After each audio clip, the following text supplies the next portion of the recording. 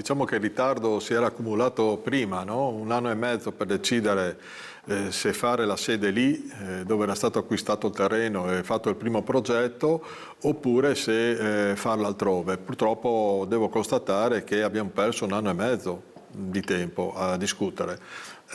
Dopo invece, una volta deciso, come spesso accade, la variante è stata portata avanti, il progetto è stato portato avanti, almeno per grosse linee, adesso mi pare che sia anche definitivo. Non ci sono state osservazioni sulla variante, quindi avevamo ragione quando si diceva che quello è il posto ideale, nessuno ha fatto osservazioni e quindi è stata approvata definitivamente la variante. Dopo 6 mesi sappiamo che c'è lo scatto delle osservazioni e adesso si può procedere, credo anche con l'assegnazione degli ultimi fondi, con la variazione di bilancio che è stata fatta nei giorni scorsi, lunedì scorso in Consiglio Comunale tra l'altro, e quindi si potrà procedere con la gara per assegnare alla ditta che costruirà la nuova sede. Sulla sede della protezione civile c'è stato 1 anno e mezzo quasi, poco meno, di discussione. C'era anche un motivo tecnico-giuridico alla base, in realtà non è che era solo indecisione,